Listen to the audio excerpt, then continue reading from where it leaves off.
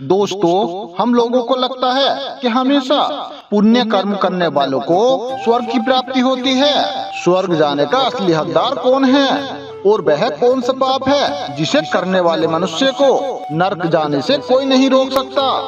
आज एक प्राचीन कहानी के माध्यम से हम आपको बताने का प्रयास करेंगे कि पूजा पाठ, दान धर्म, इस तरह के लाखों काम करने के बाद भी कुछ मनुष्य नरक में ही क्यों जाते हैं और कुछ लोगों को अत्यधिक पाप करने के बाद भी स्वर्ग की प्राप्ति क्यों होती है।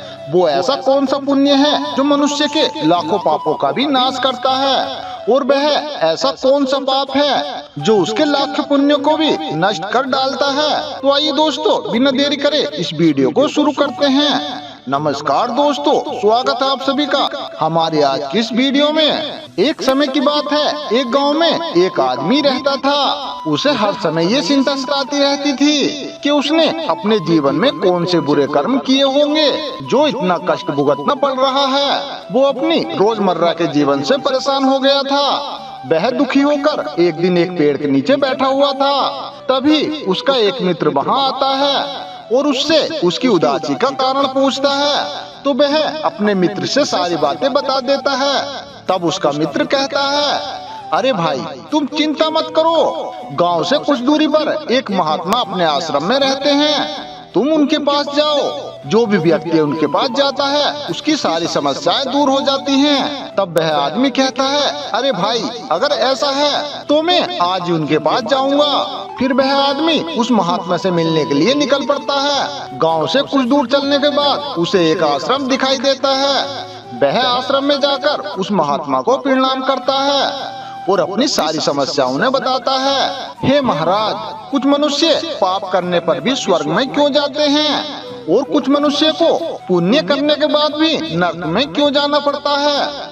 ऐसा वह कौन सा पाप है जो सभी पुण्य को नष्ट कर डालता है और वह कौन सा पुण्य है जो समस्त पापों को भस्म कर डालता है। तब वह महात्मा मुस्कुराते हैं और कहते हैं, अरे बेटा, आज तुमने संसार के कल्याण के लिए उत्तम प्रश्न किया है। इसी के संदर्भ में मैं आज आपको एक प्राचीन कहानी सुनाता हूँ, जिनको सुनकर तुम्हारे सभी प्रश्नों के उत्तर तुम्हें मिल जाएंगे। इसीलिए तुम इस कहानी को ध्यान से पूरा जरूर सुनना।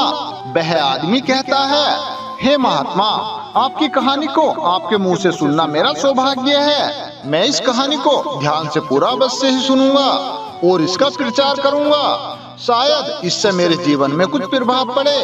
फिर महात्मा कहते हैं, भंते, पूर्व समय की बात है। पुराने समय में 4 व्यक्तियों की मृत्यु एक ही समय हुई थी। बहुत समय पहले की बात है, 4 व्यक्तियों की मृत्यु एक ही समय में हुई थी। वे सभी लोग विचारों में अलग अलग और अलग अलग प्रदेश के रहने वाले थे। बस संयोग से उन चारों का अंत एक ही समय पर हो गया था। यम के चारों दूत उन्हें एक ही समय पर लेने आए थे। मरने वालों में एक तो किसी प्रदेश का राजा था, दूसरा एक बड़ा धनी व्यापारी था, तीसरा एक पूजा पाठ करने वाला पंडित था और चौथा एक गरीब मजदूर था जो दिन भर मजदूरी करके अपने बच्चों का पालन पोषण करता था। और वे चारों मृत्यु के बाद यमलोक में पहुंच जाते हैं। यमलोक में पहुंचने के बाद वहां का दृश्य देखकर वे सब लोग भयभीत हो जाते हैं। उनका अंग अंग कांपने लगता है। यमलोक में विशालकाय शरीर वाले यमराज सोने के बने सिंहासन पर बैठे हुए थे। उनके पास चित्रगुप्त बैठे हुए होते हैं, जिनके पास सभी प्राणियों का लेखा जोखा रखा हुआ है। यम के दूत उन्हें आगे की ओर धकेल रहे होते हैं। कुछ मनुष्य जोर जोर से चिल्ला रहे होते हैं तो कुछ व्यक्ति अत्यंत प्रसन्न होकर चल रहे होते हैं। स्वर्ग के द्वार से सुंदर प्रकाश दिखाई पड़ रहा होता है तो वहीं पर नरक के द्वार से धधकती हुई आग की ज्वालाएं निकल रही होती हैं। इस अद्भुत दृश्य को देखकर बेचारों एक दूसरे से बात करने लगते हैं और अपने अपने पाप के विषय में चर्चा कर रहे होते हैं। बेचारों अपने जीवन में बहुत पाप किए हुए होते हैं और उन चारों को यह ज्ञान होता है कि बेचारों नरक में ही जाने वाले होते हैं। जब यमदूत उन चारों को यम की सभा में लेकर जाते हैं तो बेचारों यम के सम्मुख जाकर खड़े हो गए। बेचारों सोच रहे थे कि कौन स्वर्ग में जाएगा और कौन नरक में जाएगा। उस समय यमराज अपने सिंहासन विराजमान नहीं हुए थे। उससे पहले वे चारों आपस में बातचीत करते हुए कहते हैं कि स्वर्ग किसको मिलना चाहिए। सबसे पहला राजा कहने लगा, देखो धर्मराज, मुझे तो पक्का ही स्वर्ग में भेज देंगे, क्योंकि मैं एक विश्वविख्यात राजा हूँ। मैंने सत्कर्मों से धरती लोक पर बहुत नाम कमाया है। चारों तरफ लोग मेरे अच्छे कर्मों की चर्चा करते हैं। कभी भी कोई मेरे द्वार से खाली हाथ नहीं गया। जो भी आया मैंने उसे इतना दिया, वो जीवन भर मेरा नाम नहीं भूल पाया है। हर तरफ मेरे नाम का ही चर्चा हो रहा है। मेरे द्वारा लुटाए गए धन से लोगों को खाना मिला और रहने को आसरा मिला। इसलिए मेरे कर्मों को देखते हुए धर्मराज मुझे पक्का ही स्वर्ग में भेजेंगे। राजा की बात सुनकर वह धनी व्यापारी हंस पड़ा और बोलने लगा, अरे तुम तीनों तो इतने बड़े पापी हो कि तुम तीनों को नरक में जाना ही पड़ेगा। तुम लोगों ने घोर पाप किए हैं, इसीलिए यमराज तुम लोगों को कभी माफ नहीं करेंगे। यहाँ पर मौजूद मैं सबसे अकेला ही पुण्यवान हूँ। मैंने अपने जीवन में बहुत पूजा पाठ किया है, ब्राह्मणों को दान दक्षिणा दी है। मैंने मृत्यु से पहले गाय का दान भी किया है और मेरे सभी पुत्र मेरी मृत्यु के बाद मेरी आत्म शांति के लिए बहुत बड़ा यज्ञ कर रहे हैं। वे मेरे लिए श्राद्ध दान दक्षिणा कर रहे हैं, इसलिए मैं सबसे अधिक पुण्यवान हूँ। मेरे 2 पत्नियां और 5 पुत्र हैं। इतने लोग मेरी मुक्ति का उपाय कर रहे हैं। और हाँ, मैंने अपने जीवन में कभी भी कोई पाप नहीं किया है, और जाने अनजाने में अगर किए भी होंगे तो मेरे पुत्र के श्राद्ध के कारण मेरे सभी पाप नष्ट हो जाएंगे। मैं हर रोज पूजा करता था, मंदिर जाता था, द्वार पर आए अतिथियों को भोजन कराता था। इसलिए मुझे पूरा विश्वास है कि यमराज मुझे नरक में नहीं डालेंगे और मुझे मोक्ष की प्राप्ति निश्चित ही होगी। उस धनी व्यापारी की बात सुनते ही पंडित जी कहने लगे, अरे भाई, तुम लोग क्यों फजूल की बात कर रहे हो। स्वर्ग में जाना कोई आसान काम नहीं है। स्वर्ग में जाने के लिए दान के साथ साथ पूजा पाठ करना होता है। इसलिए स्वर्ग में प्रस्थान तो मैं ही करूँगा, क्योंकि मैंने भगवान का खूब पूजा पाठ किया है। पूरा जीवन मेरा पूजा आराधना में बीता है। मेरे शुभ कर्मों के कारण ही यमराज मेरे लिए ही स्वर्ग का दरवाजा खोलेंगे। ये बात मैं अच्छी तरह से जानता हूँ। जब इस तरह की तीनों ने अपनी अपनी बातें की और अपने अपने विचार रखे, फिर वे तीनों व्यक्ति उस मजदूर की ओर देखते हैं कि अब यह क्या कहता है। क्या इसने भी कोई अच्छा काम किया है या नहीं, या फिर इसका पूरा जीवन दूसरों के यहाँ मजदूरी करके ही बीता है। वह मजदूर उन तीनों की बातों को नीचे गर्दन झुकाए हुए सुनता रहा और वह तीनों बड़े गर्व के साथ अपनी प्रशंसा में जुटे हुए थे। तभी धर्मराज चित्रगुप्त के साथ उस दरबार में हाजिर होते हैं। चित्रगुप्त के हाथों में एक मोटी सी किताब थी, जिसमें समस्त प्राणियों के कर्मों का लेखा जोखा लिखा हुआ था। धर्मराज अपने आसन पर विराजमान होते हैं। उसके बाद चित्रगुप्त ने राजा को अपने पास बुलाया और उससे पूछने लगे, तुम बताओ, तुम तो धरती पर सबसे प्रसिद्ध राजा थे। तुमने अपने जीवन में कौन कौन से अच्छे कर्म किए हैं और कितने लोगों को दुख दिया है। तुमने कितने लोगों को भला किया है और कितने लोगों को बुरा किया है। मैं अपनी पुस्तक में ये देखकर फैसला करूंगा कि आप स्वर्ग में जाने का अधिकारी हैं या नहीं। तब बड़े गर्व के साथ राजा अपने कर्मों को बताता है। हे मुनिवर, मैं एक बहुत बड़े राज्य का स्वामी था। मेरा राज्य बड़ा ही समृद्ध और खुशहाल था। मेरे राज्य में बहुत कम लोग गरीब थे। सभी लोग मेरी छत्रछाया में बड़े अच्छे से जीवन यापन कर रहे थे। मैंने अपने राज्य के लोगों को किसी भी चीज की कमी नहीं होने दी। मेरे यहाँ हर भूखे को भोजन मिलता था। हर रोज सोने की असरफी उन्हें दान में दी जाती थी। प्रजा के लोग मुझसे बहुत खुश रहते थे। दिन रात में यही मेरे जीवन के अच्छे कर्म हैं। राजा की बात सुनकर चित्रगुप्त ने अपनी पुस्तक उठाई और उसमें देखने लगे।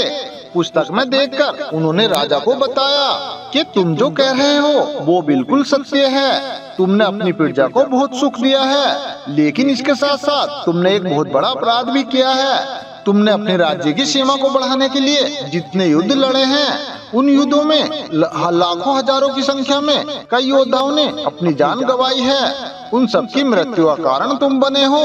उनके परिवारों को, उनके बच्चों को अनाथ करने वाले भी तुम ही हो।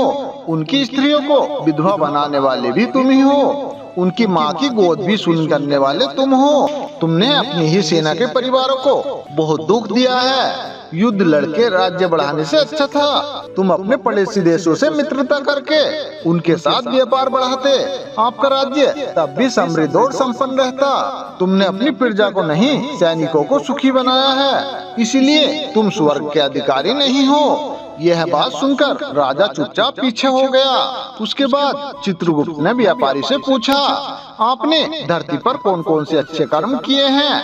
तब व्यापारी कहता है, हे भगवान, मैंने धरती पर जितना धन कमाया उसका आधा भाग अच्छे कामों में लगाया। लाखों लोगों को भोजन कराया, कई आश्रमों को दान दिया है, कई बेघर लोगों को धन से भर दिया है, कई देशों में मंदिरों का निर्माण कराया है, कई जगह पर धर्मशालाएं बनवाई हैं, कई तीर्थों में भंडारे करवाए हैं। यही मेरे जीवन के अच्छे कर्म हैं। व्यापारी की बात सुनने के बाद चित्रगुप्त ने अपनी पुस्तक खोली जिसमें उसके जीवन के सभी अच्छे बुरे कर्म लिखे हुए थे।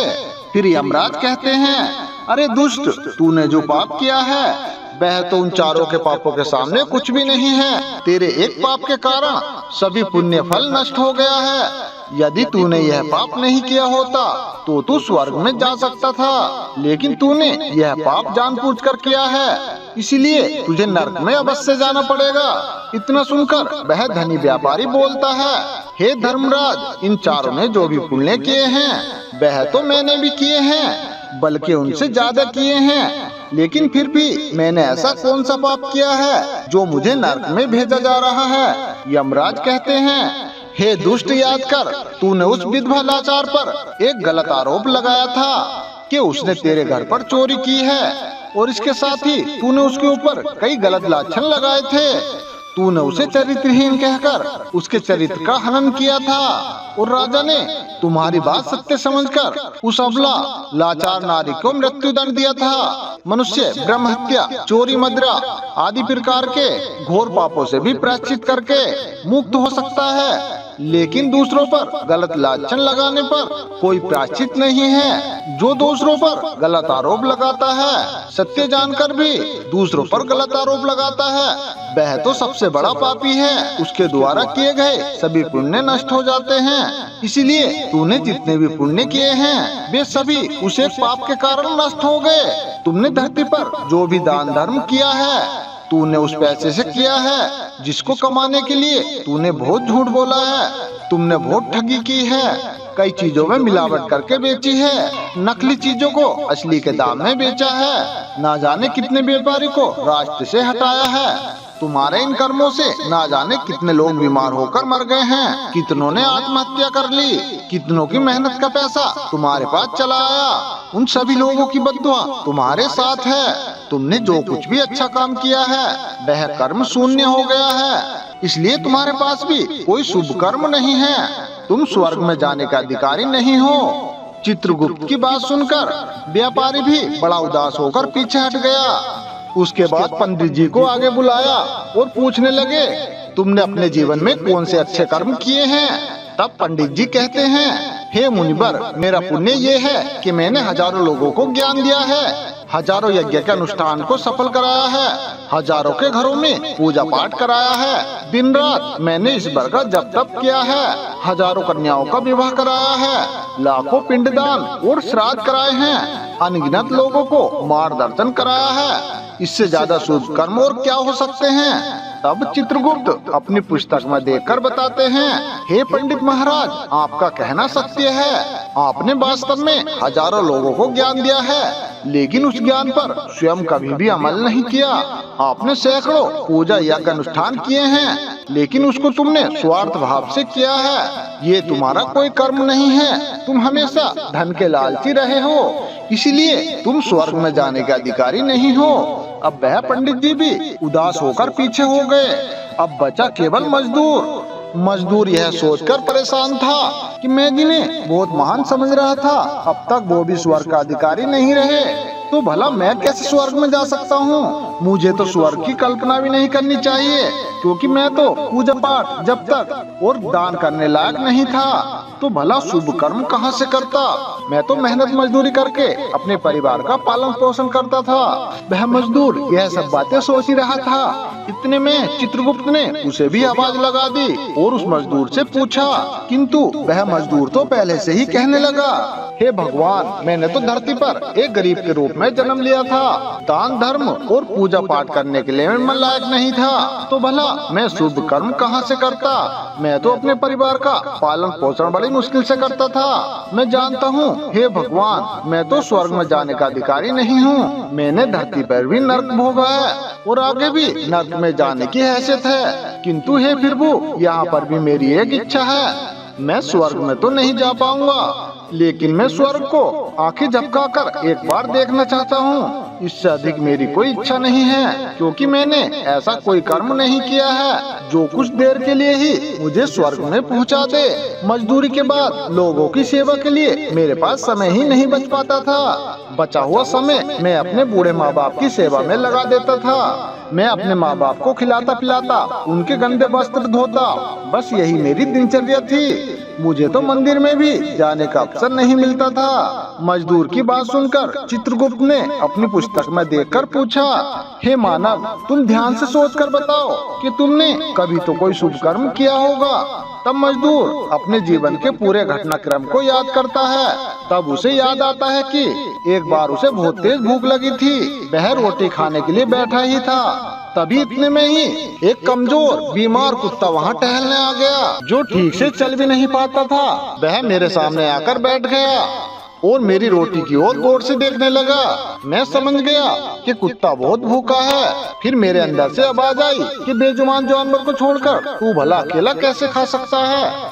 मैंने वह रोटी स्वयं न खा करके उस कुत्ते को खिला दी।